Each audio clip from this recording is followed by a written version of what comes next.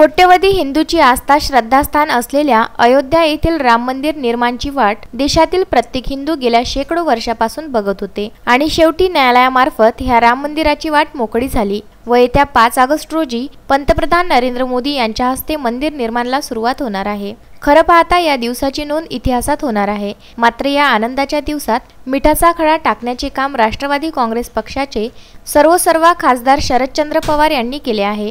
त्यांनी असे विधान केले आहे की राम मंदिर बनविल्याने कोरोना जाणार का आणि असे बोलून त्यांनी कोट्यवधी हिंदूची मन दुखावली आहे आणि त्यांना आता प्रभू श्रीरामाची आठवण करून देण्याची गरज आहे। म्हणून भारतीय जनता युवा मोर्चा महाराष्ट्र प्रदेश अध्यक्ष विक्रांत पाटील यांच्या आव्हानावर संपूर्ण महाराष्ट्रातून शरदचंद्र पवारांना जय श्रीराम लिहिलेली 10 लाख पत्र त्यांच्या निवासस्थानी पाठविण्यात येत असून भारतीय जनता युवा मोर्चा महाराष्ट्र प्रदेश सचिव बादल कुलकर्णी यांनी अमरावतीमध्ये या अभियानाला सुरुवात केली आहे आणि आज 5000 पत्र अमरावती शहरातून विविध नागरिकांमार्फत पाठविण्यात आली आहे।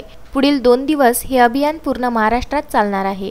यावेळी या अभियानाला सूरज जोशी, तुषार चौधरी, आनंद जोशी, कुणाल टिकले, शुभम तिखिले, निखिल भटकर, रोशन साहू, सौरभ पिंपरकर, शुभम काळे, रोहित पांडे, सुधीर शिरवास आदी उपस्थित होते।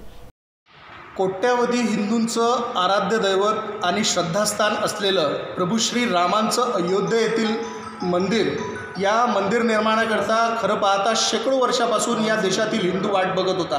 अनेक प्राण गेलेत आणि अनेक प्रकारचे विविध आंदोलनं या राम मंदिराकरता झाली।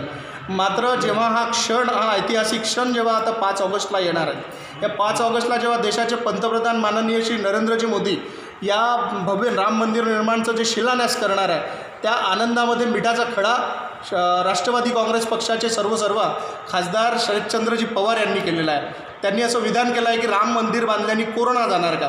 खरं पाहता राम मंदिराचा आणि कोरोनाचा या ठिकाणी काही संबंध येत नाही।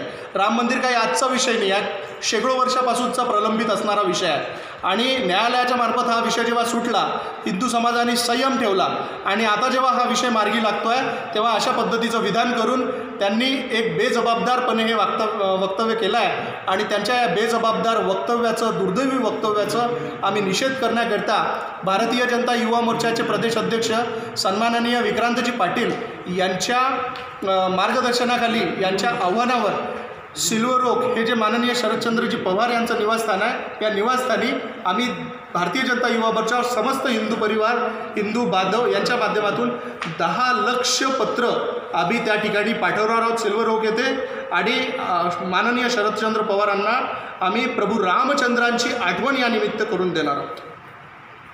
Bureau report, Vidarbha news, Amravati.